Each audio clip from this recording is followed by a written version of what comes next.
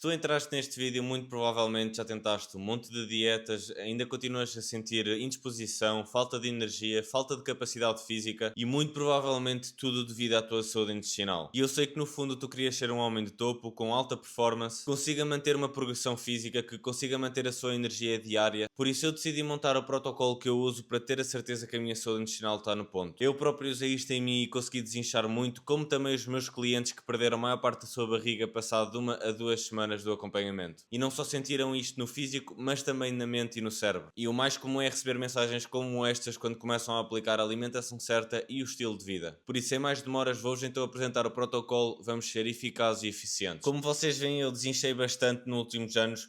E não foi porque comecei a contar calorias, não foi porque comecei a comer menos, mas foi realmente porque eu comecei a me preocupar com a minha saúde e a ter mais atenção à qualidade e ao tipo de ingredientes e o efeito que eles têm no meu corpo, a melhorar o meu estilo de vida e a treinar com uma intenção mais certa que eu realmente consegui construir este físico. O nosso corpo não responde apenas a números. E sobre a saúde intestinal, eu não vos quero estar aqui a massacrar porque eu sei que a maior parte das pessoas nem se conseguem concentrar por mais de 10 minutos, por isso vou só dar uma introdução muito rápida e depois vamos passar ao que realmente vocês têm que fazer ou eliminar para ter uma boa saúde intestinal. Primeiro de tudo, a saúde intestinal não é só o intestino onde acontece a digestão.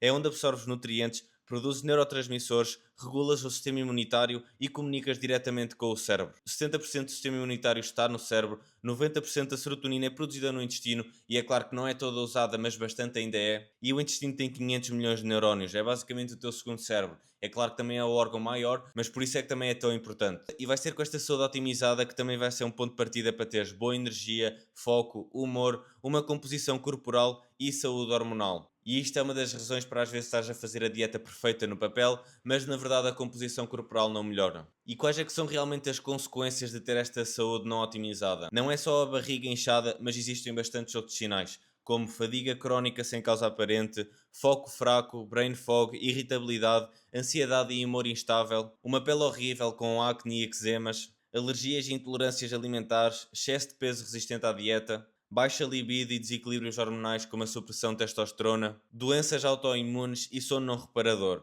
Quando tens o intestino inflamado, o teu corpo nunca vai estar a agir na melhor performance e vais basicamente estar no modo de sobrevivência. Eu próprio, estes dias que tive de férias, senti isso. Apesar de eu ter feito com a consciência e de saber que não estou numa altura onde também preciso da minha melhor performance, o facto de não ter feito as melhores escolhas alimentares, o melhor estilo de vida, um sono otimizado, e eu já vos vou explicar onde é que isto afeta na saúde intestinal, eu sinto-me logo com mais dores, menos capacidade de concentração e menos capacidade de funcionar. O problema é quando as pessoas fazem isto todas as semanas e não percebem nem o porquê ou não tentam resolver, deixando que toda a sua vida vá de arrasto. Por isso, sem mais demoras, e agora que vocês perceberam um bocado o que é que acontece com a saúde intestinal e realmente quais as sequências, vamos então apresentar o protocolo do que vocês têm a fazer. E eu dividi isto por 3 fases: eliminar, adicionar e manter. O que nós temos que eliminar é o que realmente destrói o nosso microbioma, a nossa microbiota e inflama a mucosa intestinal. E existem bastantes fatores que o estão a fazer, por isso ouvem atenção e tirem as notas no que tu sabes que consomes mais.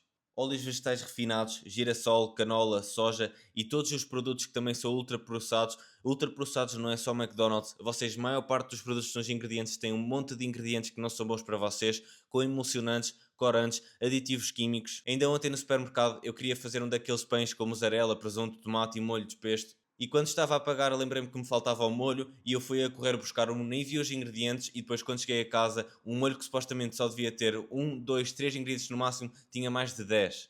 E claro, açúcar refinado em excesso nunca vai ser bom para o vosso corpo e principalmente para a resistência à insulina, aumento de gasto calórico. Muito cuidado em não consumirem açúcar em excesso e principalmente fontes refinadas. Sem ser só sobre a questão da alimentação, também temos de ter muito cuidado ao álcool, é das coisas mais destrutivas do sistema digestivo.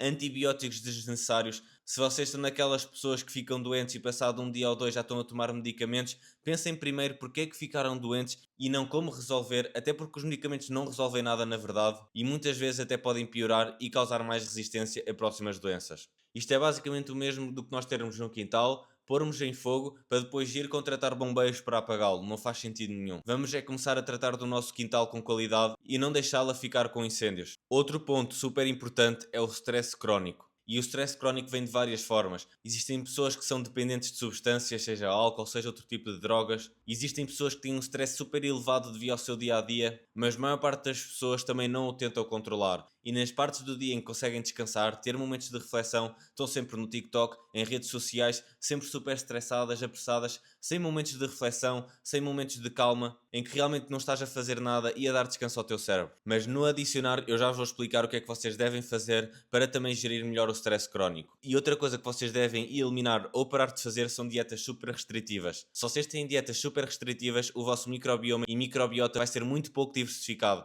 E quando é muito pouco diversificado, vai ser muito mais difícil gerir quando aparecem comidas um bocado diferentes e muito mais fácil criar intolerâncias. E isto é um erro muito comum em pessoas que começam a tentar fazer dietas ou entrar num estilo de vida mais saudável. Depois de vocês realmente eliminarem o que está a prejudicar a saúde intestinal, está na hora de adicionar o que realmente vai melhorá-la. Por isso, o que é que nós temos que adicionar?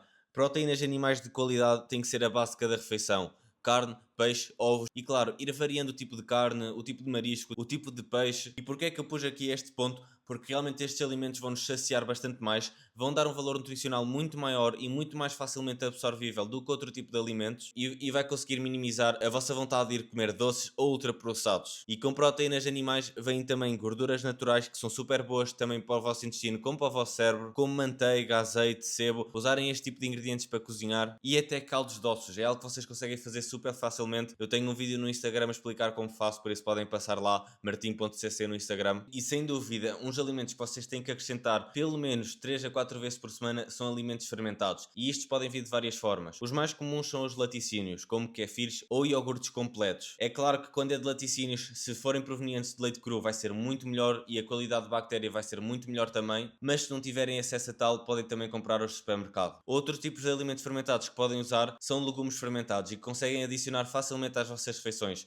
como kimchi, sauerkraut, são legumes que já passaram por um processo onde vão ser facilmente absorvíveis e com bactérias muito boas para o vosso intestino. Outro ingrediente que agora até já vendem em supermercados são pão de fermentação lenta.